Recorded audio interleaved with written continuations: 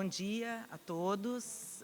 Eu vou fazer uma rápida apresentação aqui da banca e expressar que me senti extremamente homenageada com o convite para coordenar o concurso de práticas. Foram 50 práticas inscritas e o nosso limitador, lamentavelmente, foi o tempo. Foi um trabalho bastante difícil para nós, eu diria até exaustivo, tenso, mas que quando a gente vê 50 práticas inscritas e se tem todo esse problema para escolher 27 para apresentar, demonstra a qualidade dos trabalhos e é um momento de alegria no Congresso, no CONADEP, 50 práticas inscritas e 27 apresentadas em uma manhã. Então, assim, a gente teve que reduzir o tempo para 8 minutos de apresentação. A gente pede que esse tempo seja respeitado para que se consiga concluir o nosso trabalho até às 13 horas. Aqui do meu lado eu vou passar para vocês se apresentarem, nome só e estado. Bom dia, também é uma honra estar aqui. Eu sou Gabriela Souza Cotrim, sou defensora aqui de Santa Catarina. Estamos organizando o congresso junto com a ANADEP e fico muito feliz de estar aqui participando dessa mesa. Bom dia a todos e todas. Meu nome é Adriana Burger, sou gaúcha, e sou defensora pública no Rio Grande do Sul. É o primeiro congresso que eu estou aposentada há 15 dias. Eu quero dizer que é uma emoção ver o sucesso dessa banca de práticas, né? Se algum dissabor deu selecionar, foi pela alta qualidade dos trabalhos, e são práticas, não são teses, são colegas mostrando trabalho. Isso foi muito emocionante, foi muito bacana, né? Então, todos nós acreditamos que é um sucesso o trabalho de todos, né? Muito obrigada aos que estão aqui e agradecemos a compreensão dos que não puderam ser contemplados. Meu nome é Johnny Gifone, sou parioca, ou seja, metade paraense, metade carioca. E é a primeira vez que eu estou na banca, embora sempre estivesse apresentando as práticas. Para mim, é desejar boa sorte para todos e todas. Bom dia. Vou revelar que o Johnny é um dos 2 vencedores do Inovar esse ano, então, de práticas, ele entende, né? Então, eu vou iniciar chamando a Ana Isabel e Silva Santos, do Pará, apresentando trabalho Resgatando a Dignidade pela Leitura.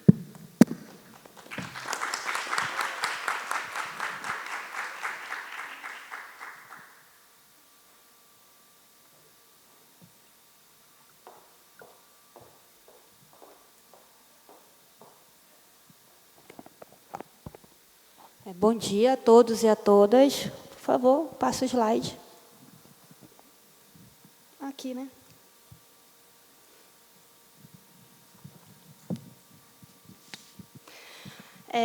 Em tempos em que a base de um governo golpista e ilegítimo é compostos por políticos que se vangloriam por pertencer à bancada da bala, que nós temos mitos políticos que se transformam em mitos por defenderem ditadura militar e usam jargões como bandido bom, bandido morto, missão árdua é a nossa na defesa de um Estado democrático de direito.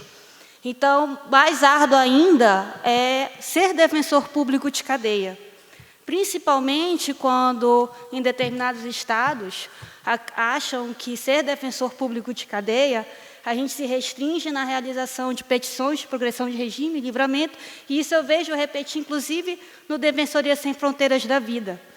Então, cansada de ficar isolada em uma sala de 4 paredes, acredito que a missão principal de qualquer defensor público, e principalmente defensor público de cadeia, é ser um agente político de transformador social.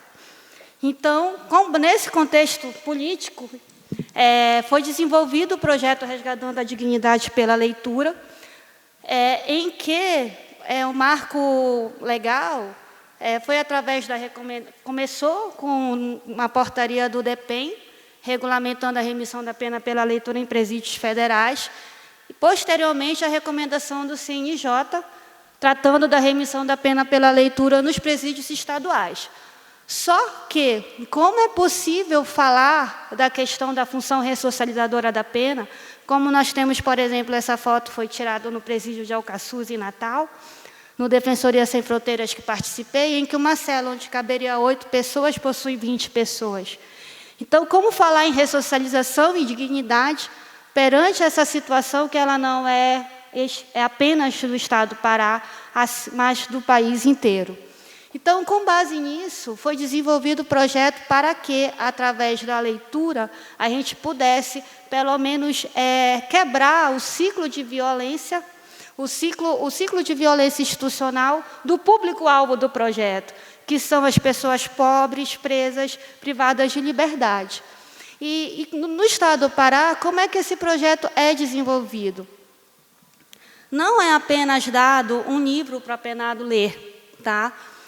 No projeto desenvolvido no Estado do Pará, só voltando um pouquinho, a recomendação do CNJ, ela determina que cada Estado, a recomendação número 44, ela determina que cada Estado haveria necessidade de desenvolver um projeto específico para a implementação da leitura, da remissão da pena pela leitura.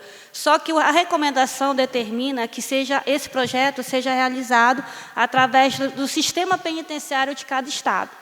No Estado do Pará, houve essa omissão, então a Defensoria Pública, através do projeto Resgatando a Dignidade, escrita por mim, desenvolveu os parâmetros necessários para que não fosse feito como ocorre nos presídios federais, que a gente se entrega um livro, o preso lê e desenvolve uma redação dentro da cela. Não, no Estado do Pará é diferente.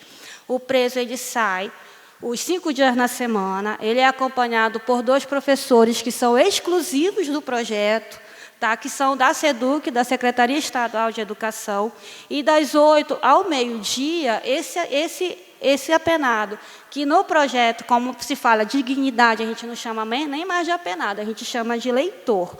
Esse leitor, ele sai da cela e durante de 8 ao meio-dia, que é a carga horária, ele vai ter aula com 2 professores, ou de língua portuguesa ou da área de humanas. Ou seja, ele vai aprender não apenas uma maneira de leitura ou a realização de um texto, ele vai ter uma abordagem crítica.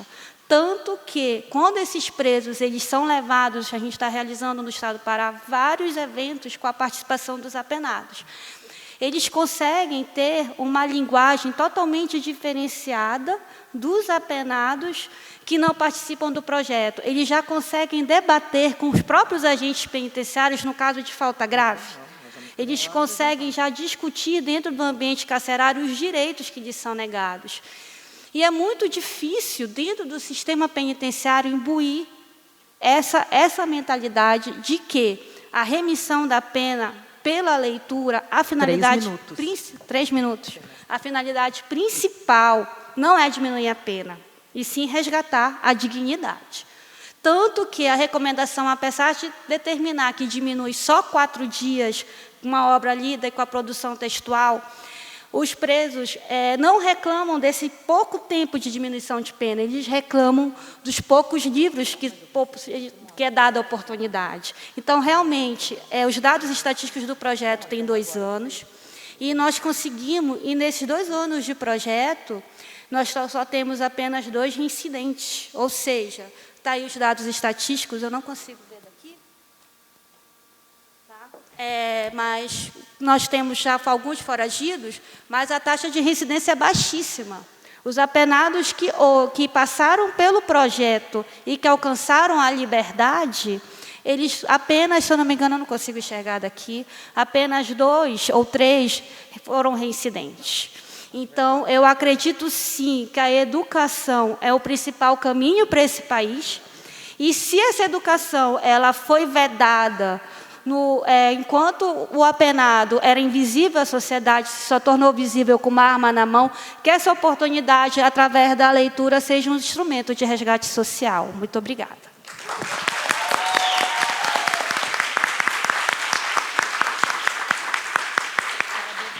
Muito obrigada, Ana. Parabéns.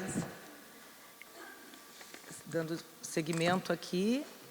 o segundo trabalho, a Bárbara Silveira Machado, Bissoc, Alessandra Pagan Veiga, projeto Cuidado Além das Grades.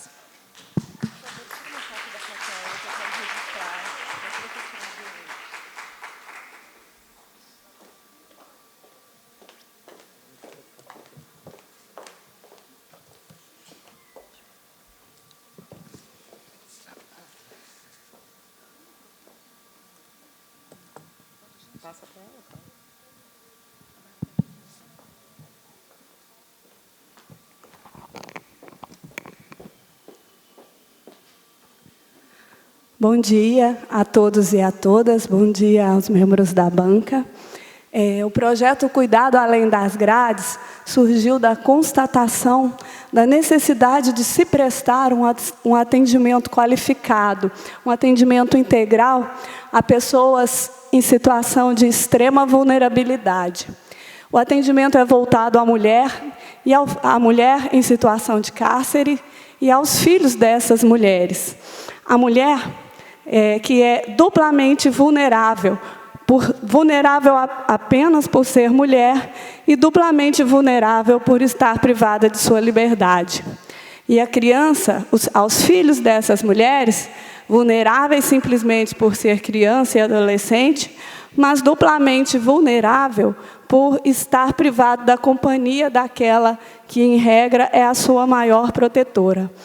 Então, a Defensoria Pública de Uberlândia, através da integração de áreas diversas, e isso é o que eu entendi o mais bacana do projeto, é que podemos integrar defensores de família, de execução criminal, de instrução criminal, de infância, em busca de um atendimento integral de verdade, abarcando todos os direitos daquela mulher encarcerada, desde a audiência de custódia, passando pela instrução até a execução criminal, e também com garantia de direitos fundamentais, direitos humanos fundamentais dentro do cárcere, e as crianças, aos filhos dessas mulheres, levando, através da visita de um assistente social e de um encaminhamento para a defensoria e para toda a rede de proteção, o acesso à educação, a gente verifica se a criança está fora da escola, se o guardião, aquele que ficou com a criança,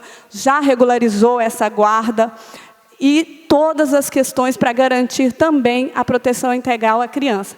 Eu passo a palavra agora para a doutora Alessa, que vai explicar a metodologia do nosso projeto. Obrigada.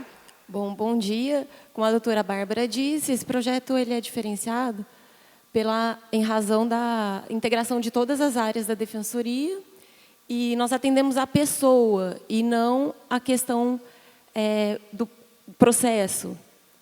Bom, o que motivou esse projeto foi o superencarceramento feminino. Nós fizemos um projeto piloto em Uberlândia, 248 mulheres. Nós verificamos, atendendo essas mulheres, que muitas perdem o emprego depois do cárcere, e muitas não sabiam nem onde estavam seus filhos, com quem estavam à guarda. Nós fizemos uma atuação estratégica, montamos um formulário. Nesse formulário tem perguntas de todas as áreas da defensoria. O Centro Integrado da Mulher participando, a urgência criminal, a instrução e a execução. E nós buscamos parceria com uma ONG em Uberlândia, que tem assistente social, psicóloga e trabalho para as mulheres. Esse projeto ele pode ser ampliado, porque ele não precisa de uma ONG. A gente pode enviar diretamente ao CRAS. O desenvolvimento, aqui está, nós pegamos o formulário, como eu disse, depois nós fazemos os atendimentos na unidade prisional, não é necessariamente defensor da execução, às vezes vai o da família junto. Na custódia, a gente já preenche esse formulário, entregamos para a assistente social da ONG, a assistente social vai na casa da mulher e verifica com quem estão os filhos, e faz toda a rede integrada do SUAS, mandando para o Sistema Único de Saúde, o Sistema Único de Assistência Social, para onde for necessário o encaminhamento, inclusive dos filhos, se eles estão com a guarda ou não, porque nós verificamos que sem guarda a criança não estuda, e a criança não vai para nem hospital, nem médico. E muitas crianças não têm guarda, as mães estão presas e eles ficam sem atendimento. A finalidade desse projeto é o fortalecimento do vínculo familiar. e a questão das crianças, e são feitos os pedidos, né?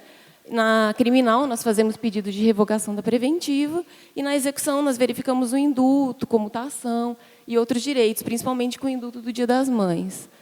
E nós precisamos ampliar esse projeto com a questão do CRAS. O CNPCP fez uma resolução, inclusive quando foi apresentado, foi baseado nesse projeto, e essa resolução ela é uma recomendação para que o delegado envie o auto de prisão em flagrante delito para o CRAS, que assim é feito um estudo social daquela família. É só isso que eu queria dizer, e passar um vídeo. Não sei quem que... Obrigada. Ao direito à liberdade. A polícia chegou na casa dela.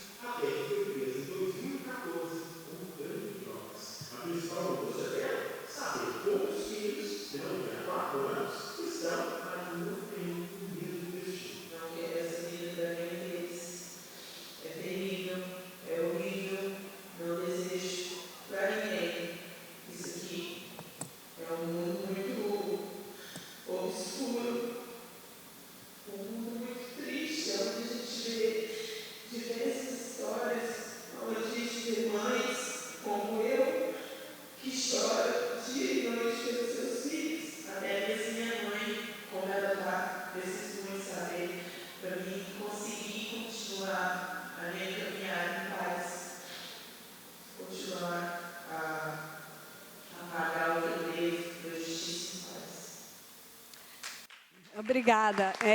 O maior louvor do projeto é que a gente tenta manter o vínculo materno-filial, e isso resgata a dignidade dessa mulher, que vê na maternidade um direito mais elementar do ser humano, e cuida dessas crianças para tentar quebrar o ciclo vicioso de conduta criminosa. Então, a gente quer cortar, quer tratar ali para evitar esse ingresso no sistema penitenciário e no mundo da droga. Obrigada.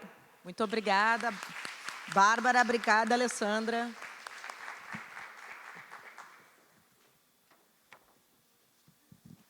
Então, o próximo trabalho, alteração administrativa do registro civil para travestis, transexuais e transgêneros, viabilidade e construção jurídica. Vou chamar a Betânia Ferreira de Souza, o Felipe Silva Noia, a Alexandra Soares da Silva, João Ricardo Alcântara Campos, da Bahia.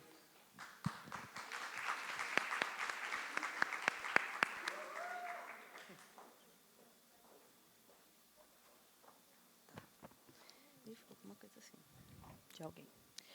Bom dia a todas as pessoas presentes, bom dia às pessoas que são membros da banca. O trabalho que a gente traz aqui hoje é um trabalho que foi desenvolvido com a oitiva da sociedade civil LGBT, especialmente com as pessoas travestis, transexuais e transgêneros. Quando elas chegaram na Defensoria Pública, uma das grandes demandas que elas tinham... Você pode ir passando, por favor? Tá. Deixa eu ir passando. Bom, continuando.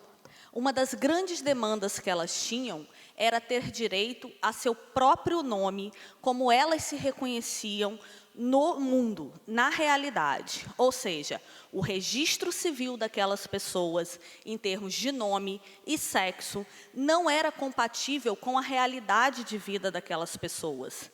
Porque a identidade de gênero dessas pessoas não era conforme com o sexo biológico de nascimento. A gente trouxe nos slides algumas falas... Não passa o nome, devagar, por favor. A gente trouxe nos slides, até para vocês poderem ir acompanhando... Volta, por favor. As falas dessas pessoas que, na verdade, são pessoas que foram atendidas e que são pessoas que participaram. Porque o nosso intuito é mostrar o quanto essa prática, o quanto essa iniciativa da Defensoria Pública da Bahia alterou a vida dessas pessoas, como ela poderia ter alterado a vida de pessoas que tiveram que ser submetidas a processos judiciais e como isso pode se disseminar pelo Brasil todo para que a gente faça com que essas pessoas sofram menos uma violência. Além de todas as violências que as pessoas já vêm sofrendo na vida, o que a gente propõe com essa prática é que o Estado não faça com que essas pessoas novamente sofram uma violência. O direito ao nome, o direito ao reconhecimento, a ter o autorreconhecimento da sua identidade de gênero e do seu nome, é um direito fundamental. O nome, o sexo, faz parte dos direitos da personalidade das pessoas. Todos nós temos nossa identidade de gênero, muitos conforme o sexo biológico, outros em desconformidade, não que isso seja ruim, simplesmente por uma questão de comportamento social, de crescimento na sua própria vida, muitos têm o sexo biológico desconforme com a questão da identidade de gênero. E, com isso, essas pessoas vêm sofrendo violências desde a infância, desde o momento que ingressam na escola, porque simplesmente não têm o respaldo de um dos principais individualizadores do ser humano, que é o nome, que é o sexo. Agora, vocês imaginem, essa é Paulette Furacão. Foi a primeira mulher trans a participar do governo do Estado da Bahia. Vocês imaginam Paulette Furacão ser tratada pelo nome de registro em qualquer ambiente que ela chegue. E aí a gente começou a perceber que não bastava simplesmente que a gente ingressasse com ações judiciais, ou que não bastava simplesmente que a gente lutasse pelo nome social em portarias. O que a gente tinha que fazer era fazer uma proposição institucional para que essas pessoas conseguissem, junto ao cartório de registro civil, a sua alteração de registro. E o motivo é muito simples. Tem projetos de lei que prevêem isso. O 5002 de 2013, conhecido como Projeto de Lei João W. Neri, ele propõe isso. Só que nós entendemos que isso já é possível hoje. Conjugando o artigo 58 da Lei de Registros Públicos com o artigo 110 da Lei de Registros Públicos.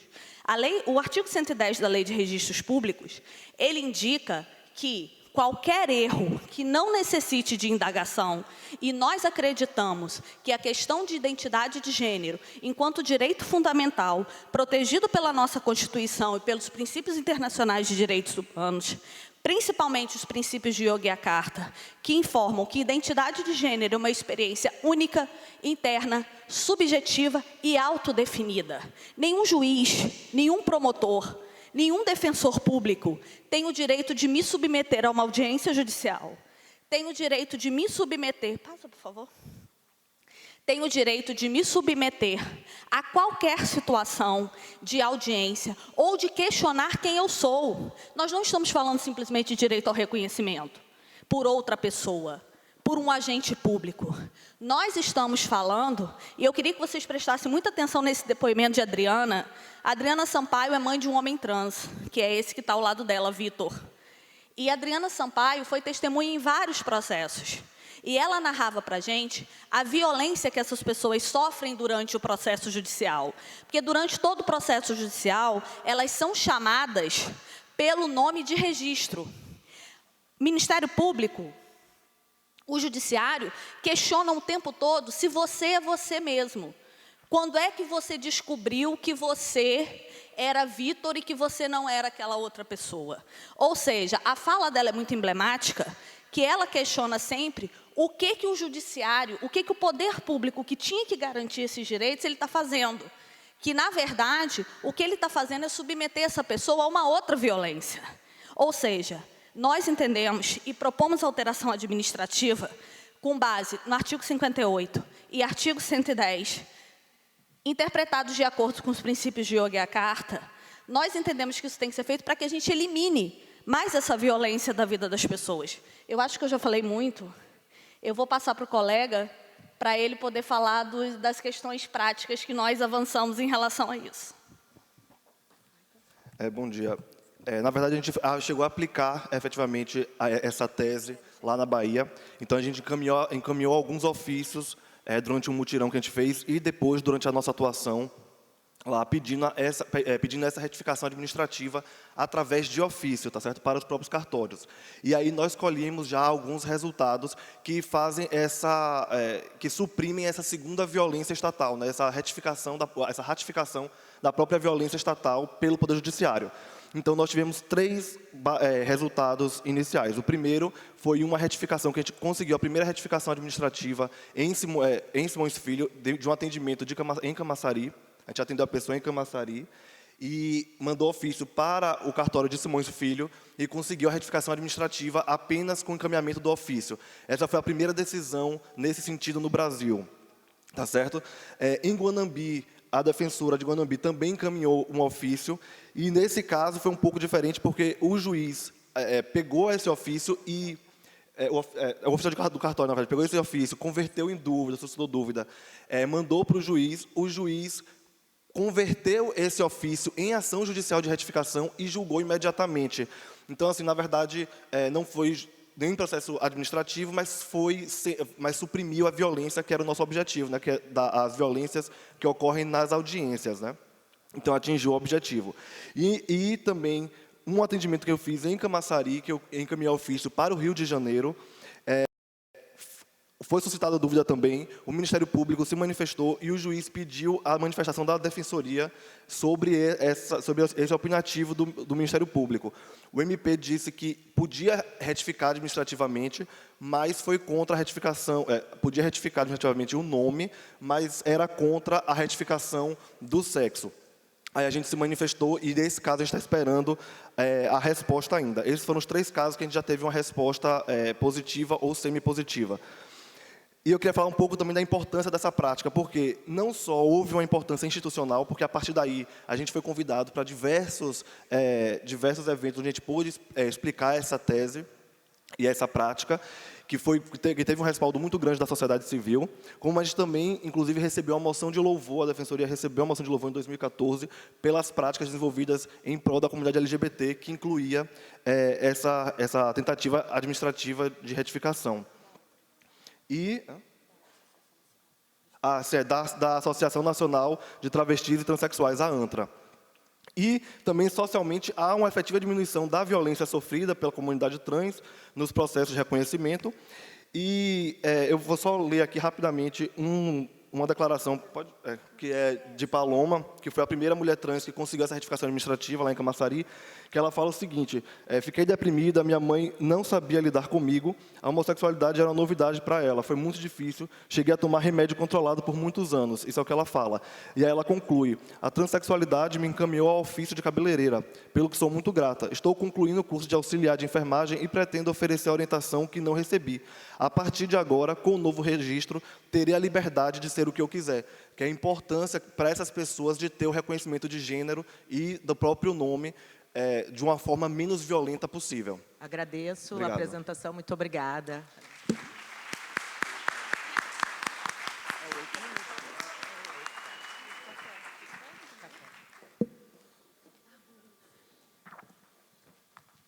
Qualificação do atendimento de dependência de substâncias psicoativas, apresenta Bruno Barcala Reis, de Minas Gerais.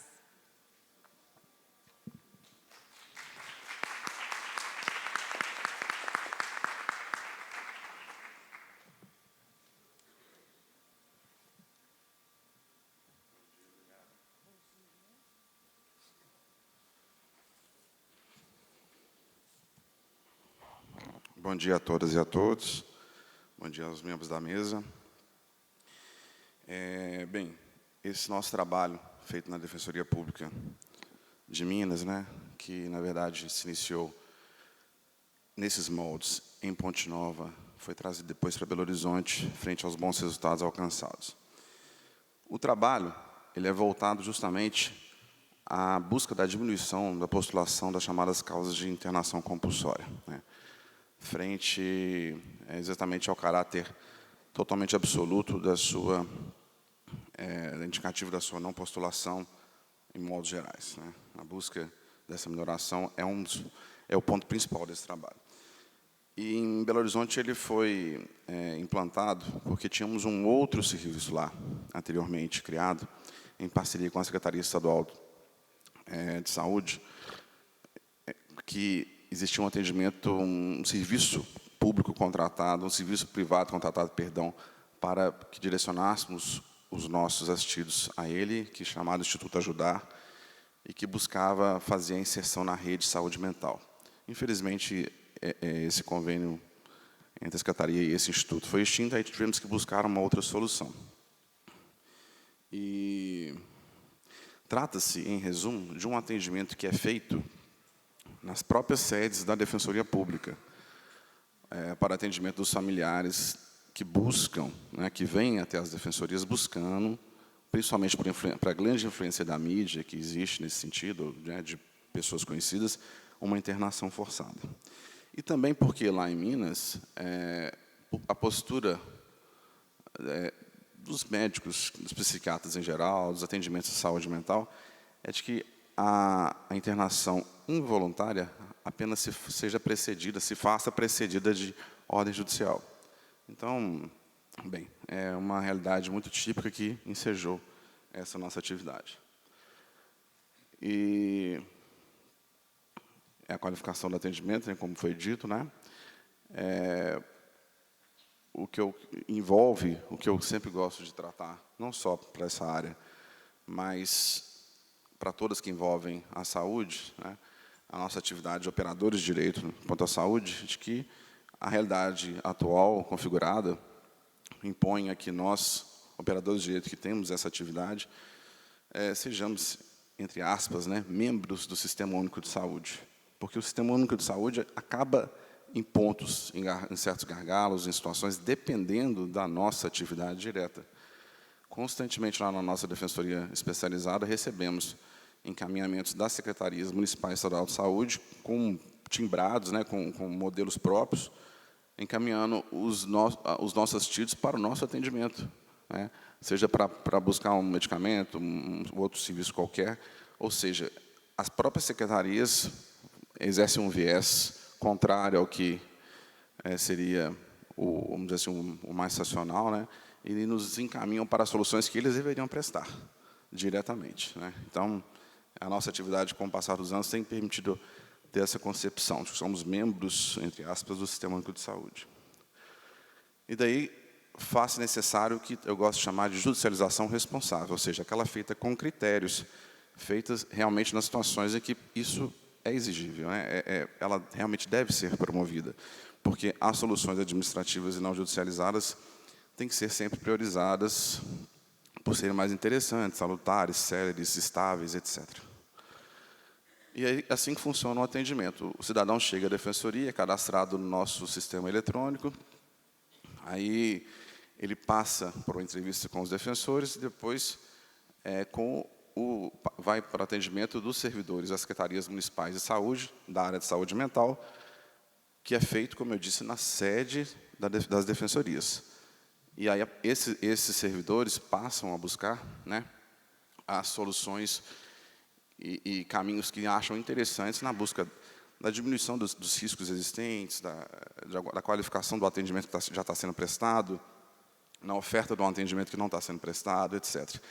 E posteriormente, e apenas posteriormente, é que é possível uma atuação do defensor público no sentido de uma judicialização, que não necessariamente, inclusive excepcionalmente, vai envolver uma postulação de internação, certo? Aí o objetivo, então, é a qualificação desse atendimento, de forma que tenhamos uma atividade mais eficiente por parte, principalmente, das secretarias de saúde, né, porque elas passam a ter contato direto com os casos existentes e com a busca de efetivação das soluções que possam se mostrar adequadas. Depois passamos, então, a efetivamente aplicar as técnicas que são entendidas, né, pelos profissionais atuantes, né, na rede de saúde mental dos municípios, como as mais adequadas a cada caso. Aí é só aqui uma exemplificação de algumas técnicas, né, algumas atividades. É feito um acolhimento familiar, com escuta qualificada, com o objetivo de elucidar o caso, definir-se as melhores estratégias, em seguida é feita uma apresentação dos serviços da rede de saúde mental e ato contínuo, os familiares são esclarecidos a respeito dos quadros clínicos dos usuários, efetivação do controle da atenção ofertada mediante contato telefônico por parte das secretarias.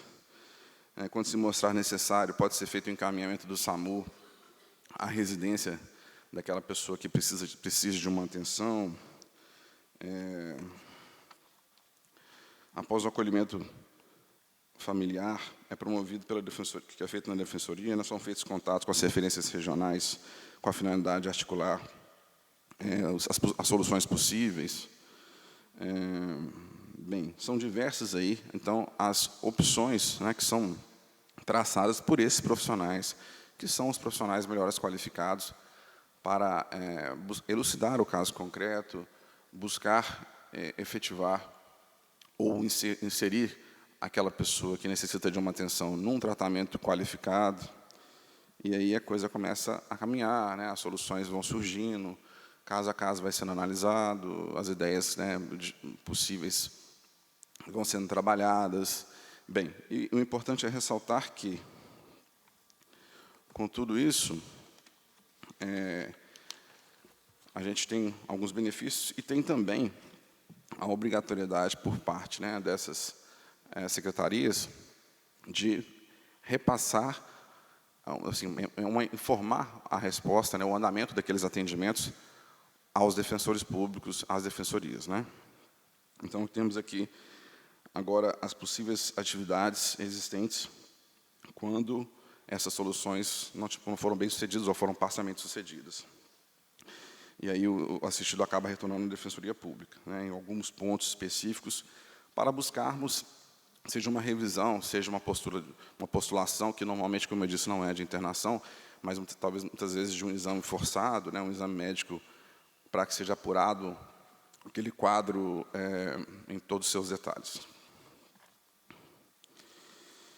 E os benefícios alcançados, que são soluções administrativas diretas e mais eficientes, a redução aí das ações de internação, que em Ponte Nova chegou a 90%, em BH chegou a 50%, naquele momento da minha inscrição. Hoje já estamos por volta dos 80%.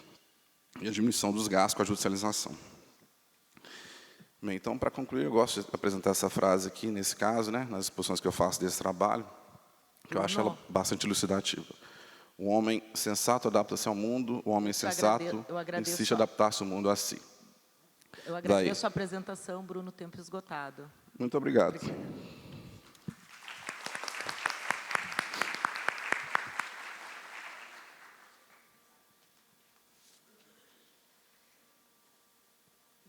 Nada para elas, sem elas, amigas da corte, apresenta Camille Vieira da Costa, Bruno de Almeida Passadori, do Paraná.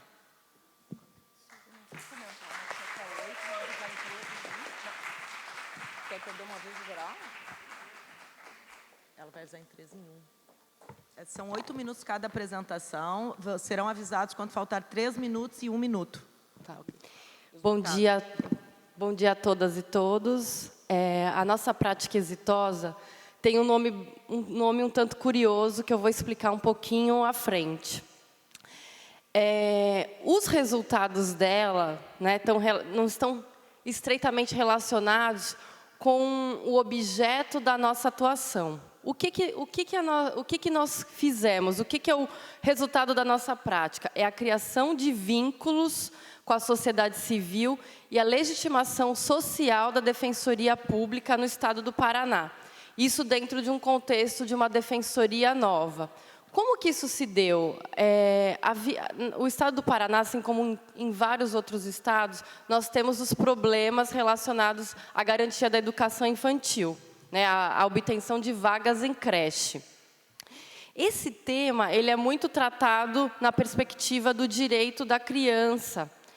Mas o que a gente buscou aqui e o que a gente construiu? A gente mudou um pouco a perspectiva dessa questão. Nós buscamos jogar luz a esse problema na perspectiva do direito da mulher. E, sim, ajuizamos diversas ações individuais à Defensoria Pública. Existia também em algumas localidades ações civis públicas. Mas a nossa perspectiva de traçar o nosso perfil institucional de defensoria popular, era como construir uma estratégia em conjunto com a sociedade civil para tratar desse problema. Então, o resultado da prática, a nossa proposta é incentivar que a sociedade civil ingressasse nos processos, né, nos processos de suspensão de segurança, porque o que aconteceu é que muitas liminares foram concedidas, tanto em processos individuais, tanto em processos coletivos, mas o Tribunal de Justiça, o presidente do Tribunal de Justiça, suspendeu a execução dessas liminares. Então, a ideia foi incentivar a sociedade civil para construir com a gente, para levar para o Tribunal de Justiça a voz da sociedade, nessa perspectiva de democratização do processo. Por que o nome da nossa prática é Nada para Elas Sem Elas? Essa atuação em conjunto com a sociedade civil, estar próxima da sociedade civil em seus fóruns, em seus meios de debate, quando estamos nesses locais é muito comum que se diga nada para nós ou sobre nós sem nós. É algo muito corriqueiro do sujeito, né? Quem é o sujeito de direito? É a defensoria que pode falar por ele sempre? Acho que tem muito a ver com uma tese institucional que foi apresentada aqui, que é a sociedade aberta dos intérpretes. Então, como construir essa estratégia de atuação ouvindo o sujeito de direito? E o que isso traz de inovador para a nossa instituição?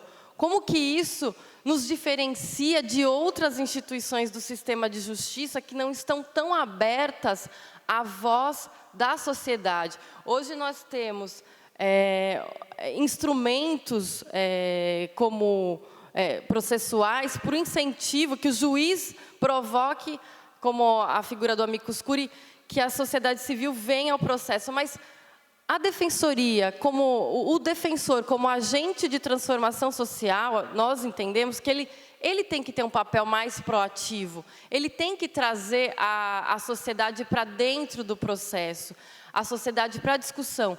E isso se ressignificou tanto para a defensoria, o que é a questão da garantia da educação infantil, para ampliar, para falar da questão do direito da mulher. E também no Estado do Paraná, essa questão sequer estava no programa, nos planos estaduais para a mulher. Essa questão, que é um pleito que foi construído pelas mulheres, pelo movimento feminista, pelo movimento de mulheres no passado, sequer estava sendo contemplado no nosso Estado. Tem outras coisas para falar, eu vou passar a palavra para o meu parceiro Bruno. Bom, antes de mais nada, só para situá-los um pouquinho melhor, a nossa grande atuação, ela se coletivizou, ela não se iniciou coletiva, ela se coletivizou no decorrer do processo.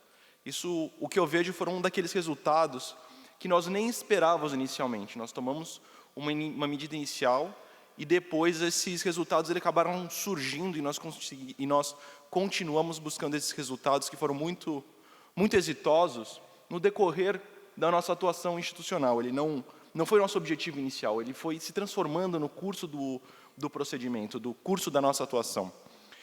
Eram ações individuais, como a Camille falou, mas houve alguns incidentes de suspensão de segurança que teve essa suspensão de segurança aditada. É um instituto, como vocês bem conhecem, de adição à suspensão de segurança.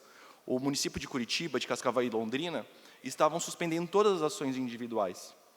E nós, através de um agravo interno, passamos a atuar isso de maneira coletiva.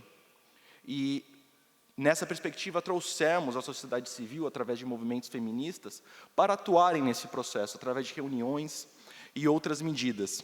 E o mais interessante disso foi a forma como buscamos mudar a perspectiva da Defensoria Pública enquanto garantidora do contraditório e da ampla defesa. Esse que eu acho que é a grande sacada, o grande futuro da Defensoria Pública. Qual que é o seu papel no sistema de justiça?